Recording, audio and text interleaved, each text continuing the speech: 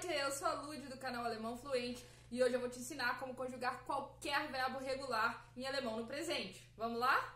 A primeira coisa que você precisa saber para conjugar qualquer verbo no presente é que qualquer verbo, quando você procurar no dicionário, vai terminar com en ou com n. En, por exemplo, machen, ou somente n, por exemplo, bummeln.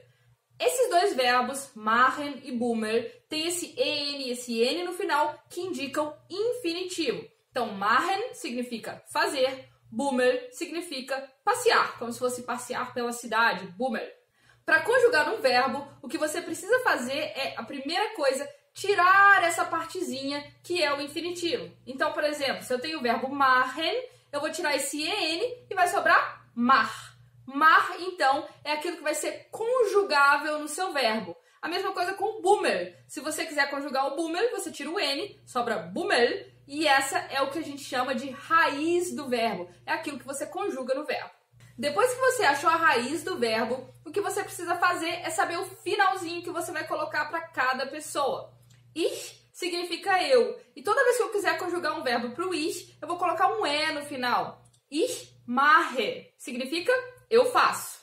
Pro du, que significa você, informal, eu vou colocar sempre st no final. Du machst significa você faz. Er sie es, ou seja, ele ou ela, você vai usar um t no final. Er macht, sie macht, es macht, que significa ele ou ela faz. Depois disso, nós temos o wir, que significa nós, e pro wir eu vou colocar um en no final. Então, wir machen, nós fazemos. Ihr significa vocês, também informal, e eu também vou colocar um t no final. Então, ihr macht, vocês fazem. Depois eu vou ter o sie, que significa eles ou elas, e eu também vou colocar um en no final. Então, sie machen, eles fazem ou elas fazem. Não se esqueça também do sie com letra maiúscula, o sie com letra maiúscula, que é o sie formal. Quando eu estou falando você, significa você, mas numa relação formal. A conjugação para esse também é en. Então,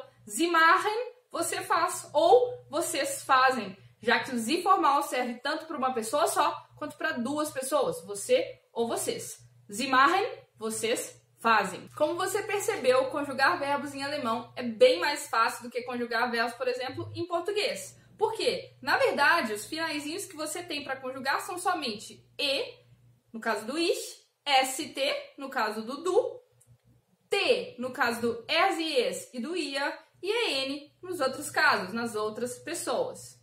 Tem só dois detalhes que você precisa saber ainda para finalizar, para matar de vez esse assunto. E quais são? Primeiro, os verbos com a raiz terminada em s, st e set, ou seja, s, z e set. A raiz terminada nisso, o que significa?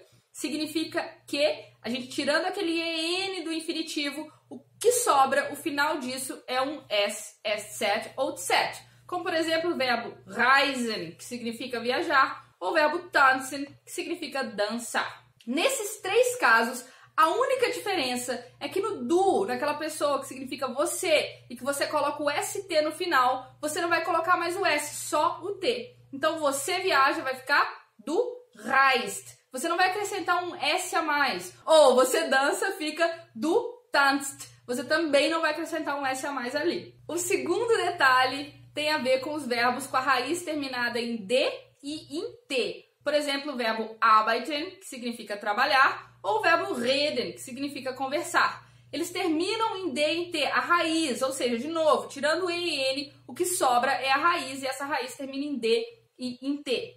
Nesse caso, você vai acrescentar um e a mais na hora de conjugar. Por exemplo, no du, eu acabei de dizer que você acrescenta st, mas nesse caso você vai acrescentar est. Ou seja, em todos aqueles lugares em que você não tinha um ezinho a mais, você vai acrescentar. Então, por exemplo, vamos conjugar o verbo trabalhar. Arbeiten. Ich arbeite com e no final. Normal, como a gente já tinha aprendido. Du arbeitest. Então, você pegou a raiz arbeit, colocou um e e depois colocou st. Du arbeitest.